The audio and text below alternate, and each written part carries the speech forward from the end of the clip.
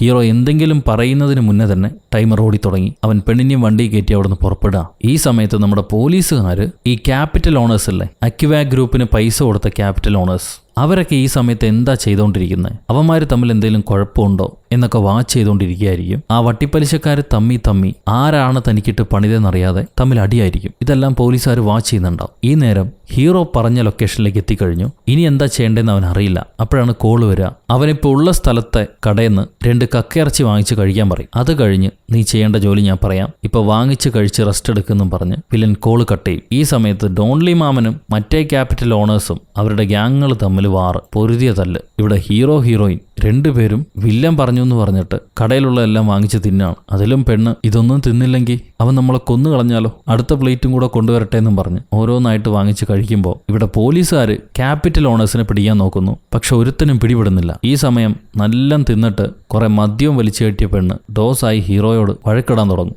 നീ എന്നെ ഒഴിവാക്കിയിട്ട് ആ വേടന്താങ്കി പെണ്ണിന്റെ പുറകെ പോയില്ലടാ. ഇപ്പൊ ഞാൻ ആരാന്നറിയോ, വലിയൊരു സെലിബ്രിറ്റിയാ. എന്റെ പാട്ടും ഡാൻസും കാണാൻ എത്ര പേര് കാത്തുക്കുന്നുണ്ട്. നീ ആരെയെങ്കിലും ആത്മാർത്ഥമായിട്ട് സ്നേഹിച്ചിട്ടുണ്ടോ? സ്നേഹിച്ചിരുന്നെങ്കിൽ നിനക്കതിന്റെ വേദന അറിയും. എനിക്കിതിന്റെ മോന്ത കാണണ്ട, എനിക്കിതിന്റെ കൂടെ ഇരിക്കാൻ ഇഷ്ടമല്ല എന്നും പറഞ്ഞിട്ട് ഇവളിറങ്ങി നടന്നു പോകാൻ തുടങ്ങും. ഇപ്പൊ ഹീറോ പുറകെ ചെന്ന്, എടി എന്നെ വിട്ട് ദൂരെ പോയാൽ നിന്റെ തലയാണ് പൊട്ടിത്തെറിക്കുക, പറഞ്ഞത് കേള്, നമുക്ക് ഒരുമിച്ച് വേണം ഇപ്പൊ നിൽക്കാന്ന് പറയുമ്പോൾ നിന്റെ കൂടെ നിൽക്കുന്നതിലും ഭേദം എന്റെ തല പൊട്ടിത്തെറിക്കണമെന്നും പറഞ്ഞിട്ട് ഇവള് ഡോസിൽ കടലിലേക്ക് ഇറങ്ങി ഓടാൻ നിൽക്കും. ഹീറോ പുറകെ ചെന്ന് എങ്ങനെയൊക്കെയോ ബോധം കെട്ട പെണ്ണിനെ പിടിച്ചെടുത്തോണ്ട് വന്ന് ഒരു റൂം എടുത്ത് മുറി കൊണ്ടുപോയി കിടത്തും. ഇവളാണെങ്കിൽ ഹെൽമെറ്റ് അഴിക്കാൻ പറ്റാത്തതുകൊണ്ട് കരഞ്ഞ് നിലവിളിച്ച് ആ ഹെൽമെറ്റ് ഇട്ടുകൊണ്ട് തന്നെ കുളിക്കുക. പക്ഷെ ഈ പണ്ടാര ഹെൽമെറ്റ് തലയിലുള്ളതുകൊണ്ട് തന്നെ ആകെ മൊത്തം പെരുക്കാൻ തുടങ്ങി. എങ്ങനെയെങ്കിലും ഇത് അഴിച്ചു മാറ്റാൻ വേണ്ടി ഇവളൊന്ന് ശ്രമിക്കുകയുള്ളൂ. ഠോന്നൊരു പൊട്ടല്. കണ്ണ് തുറക്കുമ്പോൾ നേരം വെളുത്തു. പെണ്ണ് കിടക്കുകയായിരിക്കും. പാവം ചെറുക്കൻ തറയെ കിടക്കുന്നു. ഇവൻ ഇത്ര നല്ലവനാണോ? എന്നിട്ടാണ് എന്നെ ഡംപ് ചെയ്ത്. ഇവൻ എന്താ ഇങ്ങനെയെന്ന് ആലോചിച്ചുകൊണ്ടിരിക്കുകയാണ് പെണ്ണ്. അവളുടെ പഴയ കാലം. ഹീറോ മറ്റൊരു പെണ്ണുമായിട്ട് ലവായ സീൻ കണ്ടിട്ടാണ് ആ ഇൻഡിപെൻഡൻസ് ഡേക്ക്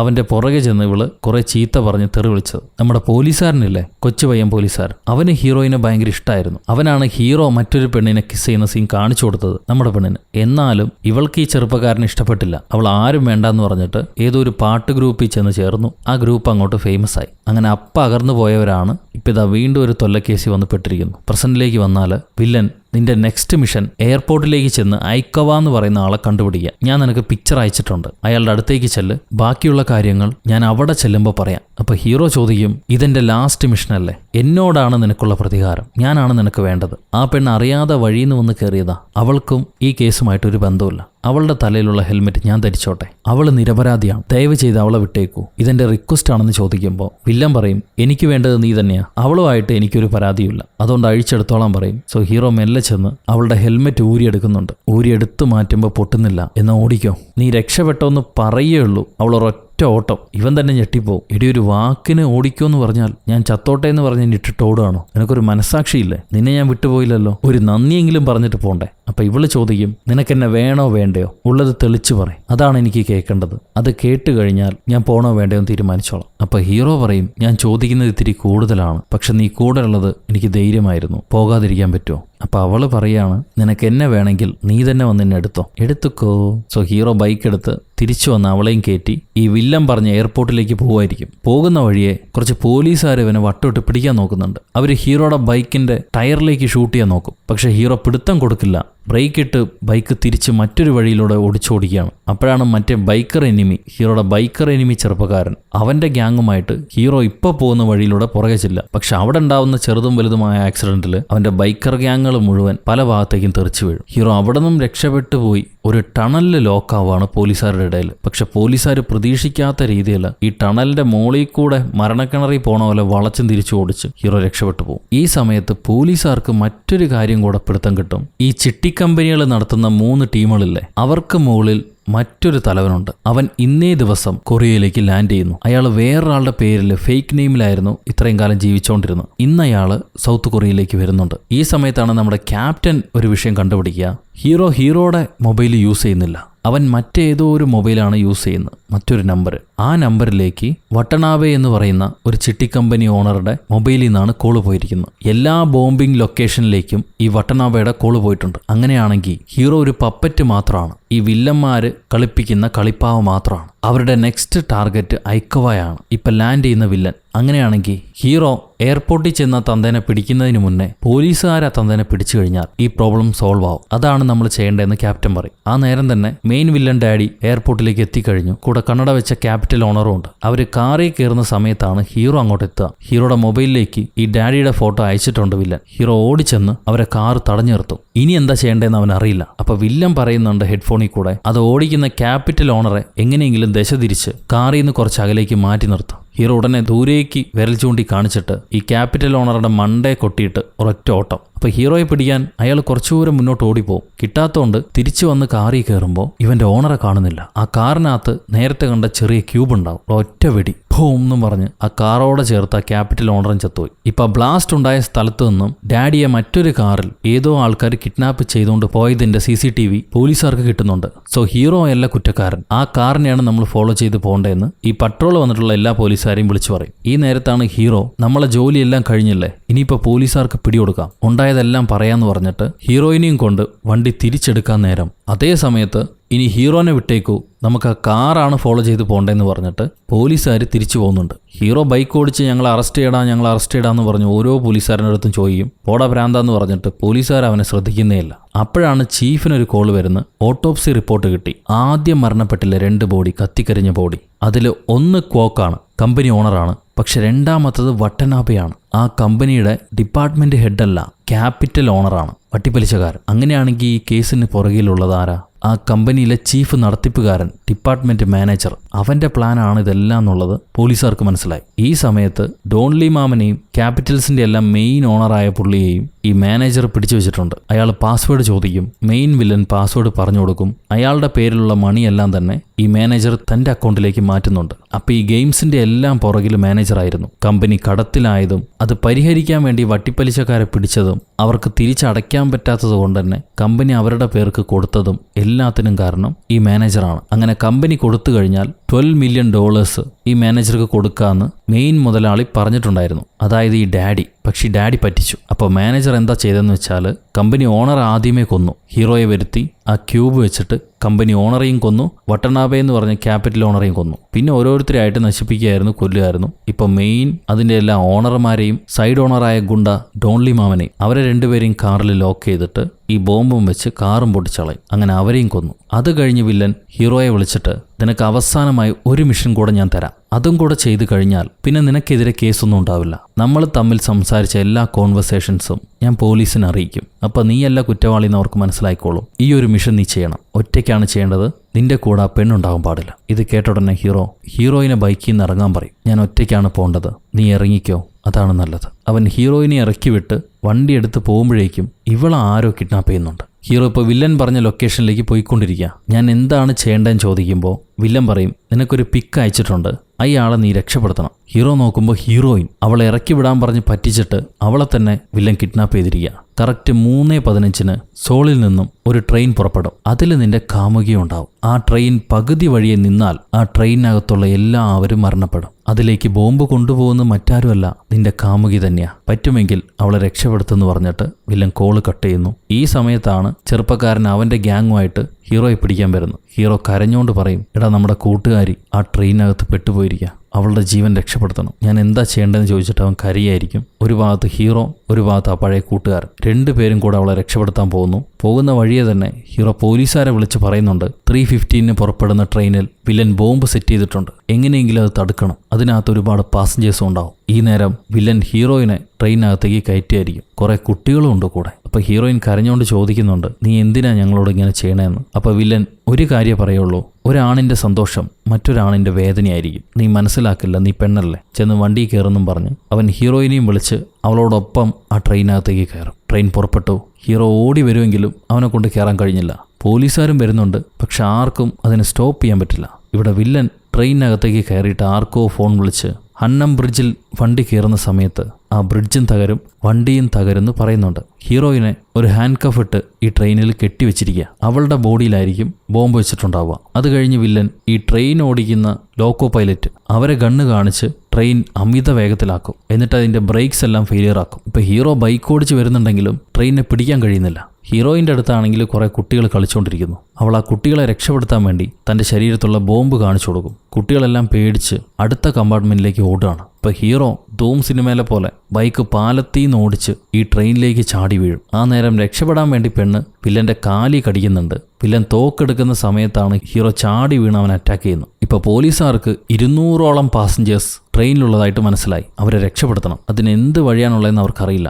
ആ നേരം ഹീറോയും വില്ലനും തമ്മിൽ പൊരിഞ്ഞാടി. നീ എന്തിനാടാ ഞങ്ങളിങ്ങനെ കൊല്ലാക്കൊല ചെയ്യണമെന്ന് ചോദിക്കുമ്പോൾ അപ്പോഴാണ് വില്ലൻ പറയുക, കഴിഞ്ഞ 2004 ഇൻഡിപെൻഡൻസ് ഡേ ബ്ലാക്ക് എക്കസ് കാർ ഓർമ്മയുണ്ടോ നിനക്ക്? തല കീഴെ തകിടം മറിഞ്ഞ കാറ്. സോ നമ്മൾ പടത്തിന്റെ ആദ്യം കണ്ടില്ലൊരു സീന്, അതിൽ ഹീറോ കാരണം വലിയൊരു ആക്സിഡന്റ് കൊളാപ്സ് ഉണ്ടാകുന്നുണ്ട്. അതിനകത്ത് വില്ലന്റെ ഭാര്യയും കുഞ്ഞും ഉണ്ടായിരുന്നു. അവർ രണ്ടുപേരും മരണപ്പെട്ടു. ആ ആക്സിഡന്റിൽ ഇയാളുടെ ഒരു കണ്ണിന് ക്ഷതയേൽക്കുന്നുണ്ട്. നിന്റെ സന്തോഷമാണ് എൻ്റെ ജീവിതം നശിപ്പിച്ചത്. ഇനി ഇവരെല്ലാം മരണത്തിന് കാരണം നീയായിരിക്കും. ഉത്തരവാദിത്വം ഏറ്റെടുക്കണം. നീ ചെയ്ത കുറ്റത്തിന്റെ ഉത്തരവാദിത്വം നീ ഏറ്റെടുത്തില്ലെങ്കിൽ ഞാൻ ചെയ്ത കുറ്റങ്ങളുടെ ഉത്തരവാദിത്വം അത് ഏറ്റെടുക്കാൻ നീ ബാധ്യസ്ഥനാണെന്നും പറഞ്ഞ് ഹീറോയെ വലിച്ച് പുറത്തേക്കിടാൻ നോക്കുമ്പോൾ ഹീറോയിൻ എങ്ങനെയൊക്കെയോ വില്ലന്റെ കയ്യിൽ നിന്ന് തെറിച്ചു പോയ തോക്ക് കിട്ടും. അതെടുത്ത് കണ്ണും പൂട്ടി അവളൊരു വെടിവെക്കുന്നുണ്ട്. അതെങ്ങനെയോ വില്ലന്റെ വയറിൽ ചെന്ന് കൊണ്ടു. വില്ലൻ ദേഷ്യപ്പെട്ട് തിരിഞ്ഞ് പെണ്ണിനെ പിടിക്കാൻ വരുമ്പോൾ ഇവള് വീണ്ടും കണ്ണും പൂട്ടിയൊരു വെടി അതവന്റെ നെഞ്ചത്താണ് കൊണ്ടത്. പിന്നെ അവന് നടക്കാൻ പറ്റില്ല. അവനവിടുത്തെ സീറ്റിൽ ഇരുന്നു. എന്നാൽ ഈ ബോംബ് കൺട്രോൾ ചെയ്യുന്ന റിമോട്ട് അത് സ്റ്റാർട്ട് ചെയ്തിട്ട് ഓണാക്കി അവൻ വലിച്ചെറിഞ്ഞ് തലചാച്ച് മരിക്കും. ഇപ്പൊ പെണ്ണിന്റെ ശരീരത്തെ ബോംബ് സ്റ്റാർട്ടായി കഴിഞ്ഞു. അതെങ്ങനെ എടുത്തു മാറ്റും, സ്റ്റോപ്പ് ചെയ്യുന്നവൻ അറിയില്ല, ഹീറോയ്ക്ക് അറിയില്ല. വില്ലൻ ഹന്നം പാലത്തെക്കുറിച്ച് പറഞ്ഞിരുന്നു. ഈ വണ്ടി ആ പാലത്തിൽ കയറുമ്പം ആ പാലാകെ തകരുമെന്ന് അവൻ ആരോടോ പറയുന്നുണ്ടായിരുന്നു. ആ പാലത്തിലേക്ക് എത്തുന്നതിന് മുന്നേ നീ ഈ ബോംബ് അഴിച്ചു മാറ്റെന്ന് പറഞ്ഞ് അവൾ കരയുന്നുണ്ട്. അവൾ പറഞ്ഞതുപോലെ തന്നെ ഈ ഹന്നം പാലത്തിൽ മറ്റൊരു ബോംബ് വില്ലൻ സെറ്റ് ചെയ്തിട്ടുണ്ടാവും. ഹീറോ ഈ കാര്യം പോലീസുകാരെ വിളിച്ച് പറയും. ആ പാലത്തിലെ ബോംബും ഈ ട്രെയിനിലെ ബോംബും രണ്ടും തമ്മിൽ അടുക്കുമ്പോഴാണ് ബോംബ് ട്രിഗർ ആയിട്ട് പൊട്ടുക. സോ ആദ്യം പാലത്തിലെ ബോംബ് എടുത്ത് മാറ്റണം. ഞാൻ ഇവിടെയുള്ള ബോംബ് എന്തെങ്കിലും ചെയ്യാൻ ശ്രമിക്കാന്ന് പറഞ്ഞിട്ട് ഹീറോ അവളെ ബോംബ് അഴിച്ചു മാറ്റാൻ നോക്കുകയാണ്. ഈ സമയത്ത് പോലീസുകാർ ആ ഹന്നം ബ്രിഡ്ജിലേക്ക് ആര് പോകും? ആ ഭാഗത്ത് ഇപ്പോൾ ആരും ഇല്ലല്ലോ. ആരാണ് ആ ബോംബ് അഴിച്ചു മാറ്റാൻ പോകുന്നത്? ആരെ കൊണ്ടാണ് കഴിയാന്ന് ചോദിക്കുന്നുണ്ട്. നമ്മുടെ ചെറുപ്പക്കാരൻ പോലീസ്, ഞാൻ പോകാം, എനിക്ക് ബോംബിനെ കുറിച്ച് അറിയില്ലെങ്കിലും നിങ്ങൾ ഇൻസ്ട്രക്ഷൻസ് പറഞ്ഞാൽ മതി, ഞാൻ അതനുസരിച്ച് ചെയ്യാന്ന് പറഞ്ഞിട്ട് പുള്ളിക്കാരൻ അങ്ങോട്ട് പോകുന്നുണ്ട്. ഈ നേരം പോലീസ് ഹീറോയെ വിളിച്ചിട്ട് പറയും, ഏറ്റവും മുന്നിലത്തെ ബോഗിയിലല്ലേ നിങ്ങളുള്ളത്, എഞ്ചിനോട് തൊട്ടുള്ള ബോഗി, അതിന് പുറകിലാണ് ബാക്കിയുള്ള പാസഞ്ചേഴ്സ്. അങ്ങനെയാണെങ്കിൽ ട്രെയിനിലെ ആ പാസഞ്ചേഴ്സ് ഉള്ള ബോഗികളെല്ലാം ഡിറ്റാച്ച് ചെയ്യുകയാണെങ്കിൽ അവർ രക്ഷപ്പെടും, വലിയ ആപത്തുണ്ടാവില്ല. നിനക്ക് എങ്ങനെയെങ്കിലും അത് ചെയ്യാൻ പറ്റുമെന്ന് പോലീസുകാർ ചോദിക്കും. ഹീറോ എവിടുന്നൊക്കെയോ തപ്പി ഒരു സ്പാനർ എടുത്തുകൊണ്ട് വന്ന് ട്രെയിനിലെ ബാക്കിയുള്ള ബോഗീസ് എല്ലാം ഡിറ്റാച്ച് ചെയ്യുന്നുണ്ട്. അത് കാണുമ്പോൾ പോലീസുകാർക്ക് സന്തോഷമായി. ഭാഗ്യത്തിന് ബാക്കിയുള്ള പാസഞ്ചേഴ്സിനെ രക്ഷപ്പെടുത്തി. ഇനി ഹീറോയും ഹീറോയിനും മാത്രമേ ഉള്ളൂ. ഹീറോ അവളെ കെട്ടിവെച്ചിരിക്കുന്ന ഹാൻഡ് കഫ് അടിച്ച് പൊട്ടിക്കാൻ നോക്കും. എത്ര അടിച്ചിട്ട് അത് തകരുന്നില്ല. അവന്റെ കഷ്ടപ്പാട് കണ്ടിട്ട് അവൾ പറയാണ്, നിർത്തിക്കോ, മതി, നീ രക്ഷപ്പെട്ടോ, ഇനി എന്നെ രക്ഷിക്കാൻ കഴിയില്ല. അപ്പം അവൻ കരഞ്ഞോണ്ട് പറയാ, എനിക്കിങ്ങനൊരു അവസ്ഥ ഉണ്ടായപ്പോൾ നീ എന്നെ വിട്ടുപോയില്ലല്ലോ, ഞാൻ നിന്നെ വിട്ടുപോകില്ല, അതിനെനിക്ക് കഴിയില്ല. ആ കുറ്റബോധവും പേറി എനിക്ക് ജീവിക്കണ്ട, എനിക്ക് നിന്റെ കൂടെ ജീവിച്ചാൽ മതി, എനിക്ക് നീ മട്ടെന്താൻ വേണം എന്ന് പറഞ്ഞ് അവളെ കെട്ടിപ്പിടിക്കുകയാണ് കാതലൻ. ഈ നേരം രണ്ടാം കാതലൻ പാവം ചങ്ങായി, അയാൾക്ക് ഈ ബോംബ് എന്താ ചെയ്യേണ്ടതെന്നറിയില്ല. അയാൾ ആദ്യം ഹീറോനെ വിളിച്ചിട്ട് ട്രെയിൻ എവിടെ വരികടാ, നിങ്ങൾ എന്താ ചെയ്യണമെന്ന് ചോദിക്കും. ഹീറോ പറയും, ഞങ്ങളൊന്നും ചെയ്യുന്നില്ല, അവളുടെ ഹാൻഡ് കഫ് അഴിക്കാൻ പറ്റാത്തതുകൊണ്ട് ഞാൻ അവളെ കൂടെ തന്നെ ഇരിക്കുക, എന്താ ചെയ്യേണ്ടതെന്നറിയില്ല. അപ്പോൾ അവൻ വില്ലൻ എവിടെയും ചോദിക്കുന്നുണ്ട്. വില്ലൻ ഞങ്ങൾ അടുത്ത് തന്നെ ചത്ത് കിടപ്പുണ്ട്, അവനെ കൊണ്ട് ഇനി ഉപദ്രവം ഉണ്ടാവില്ല, ഇനി എന്താ ചെയ്യേണ്ടതെന്ന് ഞങ്ങൾക്കറിയില്ല. അപ്പോൾ ഈ കൂട്ടുകാരൻ പറയും, എന്നാ പിന്നെ ആ ചത്ത് കിടക്കുന്നവൻ്റെ പോക്കറ്റിലുണ്ടാവുമല്ലോ കീ, അതെടുത്ത് നിനക്ക് തുറന്നുകൂടെ എന്ന് ഇവൻ ചോദിക്കുന്നുണ്ട്. അപ്പോഴാണ് ഹീറോയ്ക്ക് ബോധം വരിക, ആ അങ്ങനെ ഒരു മാർഗം കൂടെ ഉണ്ടല്ലോ എന്ന്. ഹീറോ പെട്ടെന്ന് തന്നെ വില്ലന്റെ പോക്കറ്റ് തപ്പുമ്പോൾ അവൾ അഴിക്കാനുള്ള താക്കോല് കിട്ടും. കിട്ടിയെന്ന് പറയുമ്പോൾ ഈ പെണ്ണ് ഇത്രയ്ക്ക് മണ്ടനാണോടാ, ഇതിലും ഭേദം അവനെ പ്രണയിച്ചാൽ മതിയായിരുന്നു, അവന് നിന്നെക്കാളും ബോധമുണ്ടെന്ന് പറയുന്നുണ്ട്. ഈ നേരം ആ ബോധസ്ഥൻ എങ്ങനെയാണ് ഈ ബോംബ് നിർവീര്യമാക്കണമെന്നറിയാതെ പാടുപെടുകയായിരിക്കും. അതിൽ നീല വയർ കട്ട് ചെയ്യാൻ പറയുന്നുണ്ട് പോലീസുകാർ. ഇവന് കൈ വിറച്ചിട്ട്